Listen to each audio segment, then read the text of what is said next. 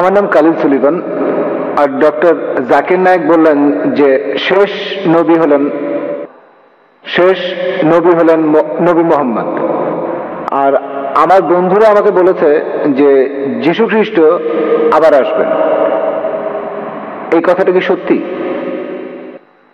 ভাই, আপনি প্রশ্ন করলেন যে মোহাম্মদ সাল্লাল্লাহু আলাইহি সাল্লাম হলেন শেষ নবী, শেষ রাসূল, কিন্তু তার বন্ধু যীশু খ্রিস্ট আবার পৃথিবীতে আসবেন। এই কথাটা বাইবেলও বলা আছে, যীশু খ্রিস্ট আবার পৃথিবীতে আসবেন।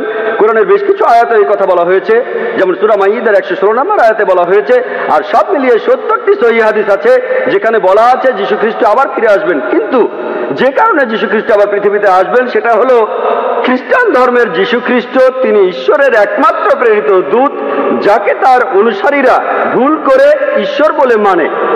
আর কোন নবী নেই যাকে তার অনুসারীরা ঈশ্বর বলে ভুল করেছে।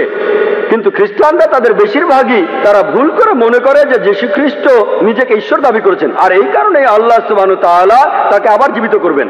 আর এই সম্পর্কে পবিত্র কোরআনে সূরা মাইদার 116 নম্বর আয়াতে উল্লেখ করা হয়েছে, সেই দিন আপনি সাক্ষী হবেন, হে আল্লাহ সুবহানাহু ওয়া তাআলা, আমি তাদের উপাসনা করতে বলিনি, আমাকে আমি বলেছি আবুদুল্লাহ, আল্লাহকে মানো, রব্বি ওয়া রাব্বুকুম, আমার প্রভু তোমাদের প্রভু। তাই দ্বিতীয়বার পৃথিবীতে এসে যীশু সাক্ষ্য দেবেন যে আমি আমাকে উপাসনা করতে বলিনি, আমি তোমাদের বলেছি এক ঈশ্বরের উপাসনা করতে। তাহলে দ্বিতীয়বার যীশু নতুন কোনো আইন আনবেন না, তিনি আসবেন হযরত মুহাম্মদ সাল্লাল্লাহু আলাইহি ওয়াসাল্লামের উম্মত হিসেবে।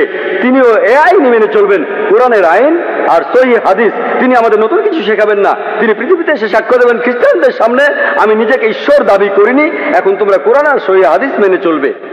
আপনি বললেন যে শেষ নবী হলেন নবী মোহাম্মদ, আর তারপর যীশু আবার ঠিক দ্বিতীয়বার তিনি নতুন নির্দেশ আনবেন না। রাসূল মানে যিনি কিছু নির্দেশ পান, তিনি দ্বিতীয়বার রাসূল হিসেবে আসবেন না।